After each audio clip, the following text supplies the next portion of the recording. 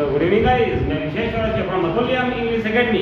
दोस्तों, आज हम यहाँ पे आपको बताने वाले हैं कि टाइम, घड़ी में टाइम बचता है उसको हम कैसे बोलते हैं, कैसे बताते हैं। किसी को टाइम बताना है हमको या कोई हमसे टाइम पूछे तब किसी को टाइम बताएंगे, हम पूरी समय बोलेंगे तो हम कैसे बोलेंगे।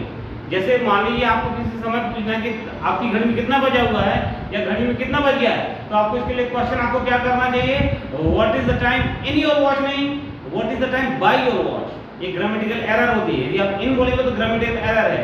तो उसके लिए आपको क्या क्वेश्चन करना चाहिए, what is the time by your watch, what is the time by your watch, what is the time by your watch. मतलब आपकी घड़ी में कितना बज गया है या घड़ी में कितना समय हुआ है, ये क्वेश्चन आपको क्वेश्चन करना चाहिए। ठीक है, इसके रिप्लाई क्या क्या हो सकते हैं, इस दिन के अलग अलग समय के लिए मैं आपको बता रहा हूँ। ठीक है, एक पूरे 60 मिनट का एक पूरा घंटा होता है, उस एक घंटे में क्या क्या समय हो सकता है, वो 12 घंटे 24 घंटे में कोई भी समय हो सकता है। उसको आप कैसे उसको एक्सप्रेस करेंगे, जैसे मान लीजिए 10:20 हुआ है, मान लीजिए 10:20 है, तो 10:20 को हम कैसे बोल सकते हैं, इट इज 10:20 या फिर it is 20 minutes past 10, 20 minutes past 10 मतलब 10:20 हो गया। या फिर it is going to be 10:30, it is going to be का मतलब होता है होने वाला है, 10:30, 10:30 का मतलब 10:30 बजने वाला है।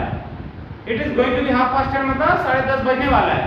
गोइंग टू बी का मतलब क्या था, होने वाला है 10:30। ठीक है, अब इसके ठीक नीचे लिखा हुआ है 10:30, मानिए एग्जांपल है 10:30, 10:30 हुआ है, इसको हम कैसे बोल सकते हैं, इट इज 10:30 या फिर इट इज 10:30, 10:30 मतलब 10:30। ठीक है, ओके, ठीक नीचे लिखा हुआ मान लीजिए 10:37, 10:35, कुछ भी हो सकता है टाइम, मतलब 10:37 है, तो इसको हम कैसे बोलेंगे, इट इज 37 past 10, ये 37 minutes past 10। या फिर it is going to be 11:15, 11:15 का मतलब होता है पौने, मतलब 11:15 होने वाली हैं। 11:15 का मतलब क्या होता है, पौने, मतलब आप कई बार बोलते हो ना, मतलब 10:37 हुआ, तो आप इसको कई बार ऐसा बोल सकते हो ना कि 11:15 बजने वाला है ना। 10:37 को, 10:38 को, 10:41 को, 10:40 को आप यही बोलोगे ना कि 11:15 होने वाला है। तो इसको हम कैसे बोल सकते हैं, it is going to be मतलब होने वाला है 11:45, 11:45 का मतलब होता है पौने 11 होने वाला है, राइट। अभी ठीक उसके नीचे लिखा हुआ है 10:45, कोई भी समय हो सकता है, वो तो मैंने एग्जांपल दिया है 10:45, तो इट इज 10:45, इट इज 10:45 या फिर इट इज 11:45 मतलब इट इज 11:45 मतलब पौने 11 हो गया है।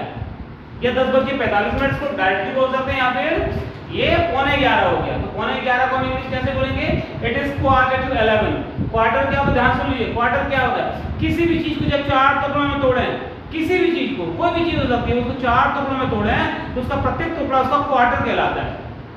किसी भी चीज को हम 4 टुकड़ों में तोड़ दें, किसी भी कोई भी चीज हो सकती है, तो हर टुकड़ा उसका एक क्वार्टर कहलाएगा। ठीक है, और हर उसका आधा टुकड़ा उसका हाफ कहलाएगा। ठीक है, ठीक है गाइस। कई बार आप दारू वारू की बोतल लेने जाते होंगे ना, मतलब कोई जाता है, आप भी मतलब कोई भी जाता होगा, मान लीजिए कई बार जाते हैं ना, मैं तो नहीं जाता तो मुझे पता नहीं है, लेकिन लोग कई बार पीते रहते हैं कि अद्धा और पौवा, ऐसा बोलते हैं ना। पौवा क्या होता है, वही क्वार्टर होता है। पौवा मतलब 1/4 ऑफ समथिंग, किसी चीज का चौथा हिस्सा, एंड अद्धी क्या होती है, मतलब हाफ ऑफ समथिंग, किसी चीज का आधा, वो अद्धी होता है। ठीक है, मतलब एग्जांपल बता रहा हूँ आपको ये प्रैक्टिकल एग्जांपल इसलिए देना पड़ता है क्योंकि प्रैक्टिकल आपको दिमाग बहुत जल्दी फीड होता है। ठीक है, अब देखिए यहाँ पे मान लीजिए 10:51 है, तो इसको कैसे बोल सकते हैं, इट इज 10:51, इट इज 10:51 या फिर इट इज 51 past 10 मतलब 10:51 हो गए। या फिर हम इसको ऐसे बोल सकते हैं, it is going to be 11 बजने वाला है। 10:51 को हम यही बोलते हैं कई बार 11 बजने वाला है, तो it is going to be का मतलब क्या होता है, बजने वाला है या होने वाला है, 11 होने वाला है, मतलब 11 बजने वाला है। अभी समझ में आ गया। अब उसके ठीक नीचे देखिए क्या लिखा हुआ है, 11 बजा हुआ है, तो इसको कैसे बोलेंगे, इट इज 11 o'clock। जो शार्प टाइम होता है जैसे 11, 12, 13, 1, 2, 3, 4 जो भी है, तो उसको हम ओ क्लॉक बोलते हैं, 11 o'clock। इस ओ क्लॉक में जो ओ है उसका फुल फॉर्म होता है of. 1 o'clock, 2 o'clock, 3 o'clock, 4 o'clock, 5 o'clock में जो ओ है उस ओ का फुल फॉर्म क्या होता है, ऑफ। ठीक है, तो ये तो हो गया ये। अब इसके ठीक मान लीजिए ऊपर आते हैं 11:05 हो गया, मान लीजिए 2 मिनट हो गया, 11:01 हो गया, 11:07 हो गया, 11:09 हो गया है, 11:08 हो गया, तो कैसे बोलेंगे? It is 5:11। मतलब 11:05 तो कैसे बोलेंगे इसको? It is 5:11। ठीक है। अब उसको ठीक नीचे लिखे, मान लीजिए 11:15 हो गया है, तो हम इसको और कैसे बोल सकते हैं? It is 11:15। 15 मतलब सवा, 15 मतलब सवा, और 2 मतलब पौने। 15 मतलब सवा एंड 2 मतलब पौने। समझ आ गया? 8:45 मतलब 9:15 और सवा 9 मतलब 9:15। समझ आ गया गाइस? तो गाइस ये था हमारा अभी टाइम को बोलने का तरीका। मैंने आपको क्वेश्चन क्या बताया है, जब भी आप किसी से समय पूछेंगे तो आपको इंग्लिश में क्या बोलना चाहिए? What is the time by your watch. What is the time by your watch, right? अब उसके रिप्लाई क्या क्या हो सकते हैं? टाइम के अकॉर्डिंग बहुत सारे रिप्लाई हो सकते हैं यहाँ पे। ठीक है गाइस, ये तो था हमारा समय का। अब बोर्ड में यहाँ पे ये लिखा हुआ and up in smoke. End up in smoke ये फ्रेज है। एंड अप इन स्मोक का मतलब होता है टाई फिश। ये फ्रेज है। एंड अप इन स्मोक मतलब क्या होता है? Tie fish. अपन बोलते हैं ना किसी को टाई फिश, तो ये फ्रेज है। एंड अप इन स्मोक मतलब टाई फिश हो जाना। लेकिन जब आप किसी को बोलोगे, किसी इंसान को बोलेंगे, किसी भी चीज के लिए आप बोलें टाई फिश हो गए, तो एंड की जगह क्या बोलेंगे? एंडेड। पास्ट में हो जाएगा ना भूतकाल में, तो ended up in smoke. Ended up in smoke मतलब टाई फिश हो गए, ended up in smoke. End up in smoke मतलब end up in smoke. End up in smoke का मतलब होता है टाइम फिक्स हो जाना। ठीक है। अब ठीक उसके नीचे लिखा हुआ है guys that's the spirit. That's मतलब दैट इज को शॉर्ट में दैट्स बोलते हैं ना, दैट इज को शॉर्ट में दैट्स बोलते हैं। दैट्स द स्पिरिट, तो दैट्स द स्पिरिट ये फ्रेज है, इसका मतलब होता है ये हुई ना बात। दैट्स द स्पिरिट का मतलब होता है ये हुई ना बात, राइट? अब उसके ठीक नीचे लिखा हुआ है it is not visible. That is not visible, you are not visible, I am not visible. इसका मतलब ये दिख नहीं रहा है। इसका मतलब ये इट इज नॉट विजिबल, ये दिख नहीं रहा है। आई एम नॉट विजिबल, मैं दिख नहीं रहा हूं। शी इज नॉट विजिबल, वो दिख नहीं रही है। दिखना विजिबिलिटी को, तो विजिबिलिटी बहुत क्लियर नहीं है उसकी, है ना? दृश्यमान शक्ति दैट इज, है ना? तो इट इज नॉट विजिबल मतलब दिख नहीं रहा है। ठीक है। दैट इज नॉट विजिबल, वो दिख नहीं रहा है। आई एम नॉट विजिबल, मैं दिख नहीं रहा हूं। शी इज नॉट विजिबल, वो दिख नहीं रही है। ठीक है। अब देखिए गाइस उसके ठीक नीचे लिखा हुआ है नो, एन ओ नो। तो ध्यान से सुनिए, व्याकरण बड़ा शानदार पार्ट है ये। नो का मतलब होता है not plus any.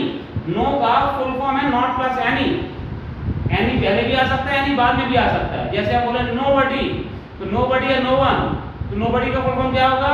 Not plus anybody. No one का मतलब क्या होगा? Not plus anyone. Nothing, not plus anything.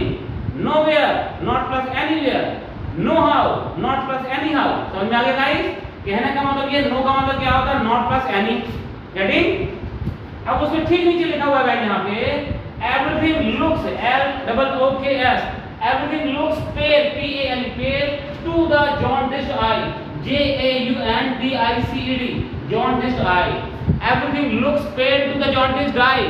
इसका मतलब ये होता है कि सावन के अंधे को चारों तरफ हरा ही हरा दिखता है। सावन के अंधे को चारों तरफ हरा ही हरा दिखता है, या फिर जो इंसान जैसा होता है वो सामने वाले को वैसा ही समझता है। जो इंसान जैसा होता है उसको सामने वाले को वैसे ही दिखता है। Getting guys? इसको इंग्लिश में बोलते हैं everything looks pale to the jaundiced I.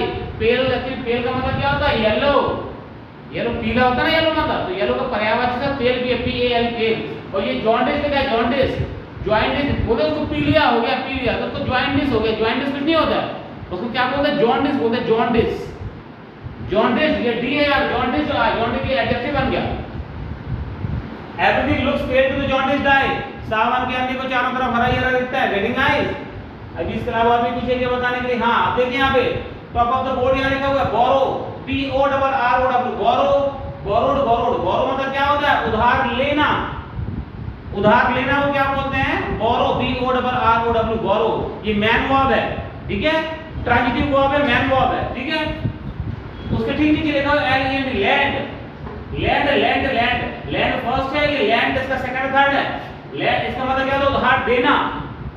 L E N D, lend मतलब उधार देना होता है। बोरो मतलब उधार देना और लैंड मतलब उधार देना। ठीक है।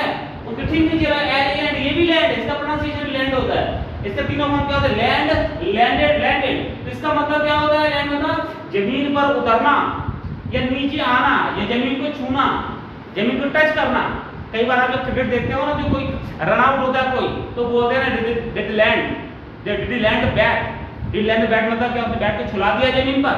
कई बार ऐसा होता है ना कि आप जब आईपीएल देखते हो या क्रिकेट देखते होगे, है ना, the batsman landed the bat, है ना, तो बोलते हैं ना, तो इसी का यूज करते हैं। जमीन में टच किया कि नहीं किया, ठीक है, इसी का यूज करते हैं। समझ आ गया? लैंड में जमीन भी होता है, ठीक है। तो ये था गाइस हमारा स्पोकन इंग्लिश की कुछ चीजें थी, आपको पता होना चाहिए। थोड़ा सा हमारे वीडियो को देखते रहिएगा, ठीक है, और सब्सक्राइब जरूर करिएगा। जो भी अभी तक हमारे ऐसे दोस्त जिन्होंने भी हमारे चैनल को सब्सक्राइब नहीं किया है YouTube पे, तो चैनल को सब्सक्राइब जरूर करिए, क्योंकि हम जब भी हम वीडियो को अपलोड करते हैं तो आपको वो नोटिफिकेशन मिल जाता है कि हाँ भाई फला चीज का वीडियो हमारे पास में आ गया है। तो आपको देखना चाहिए, और यदि आपको वीडियो अच्छा लगता है गाइस, तो वीडियो को लाइक भी करिए, शेयर भी करिए, और कमेंट यदि आपको लगता है कमेंट करने लायक तो कमेंट भी करिए, ठीक है ना गाइस। मैं आशा करता हूँ आपको इस वीडियो के माध्यम से या फिर जो भी हम वीडियो अपलोड करते हैं YouTube पे, उसके माध्यम से आपका ज्ञान कहीं ना कहीं बढ़ता होगा। तो हम आशा करते हैं कि आप हमारे वीडियो को इसी तरीके से लगातार देखते रहेंगे और अपना ज्ञान बढ़ाते रहेंगे। Thank you guys.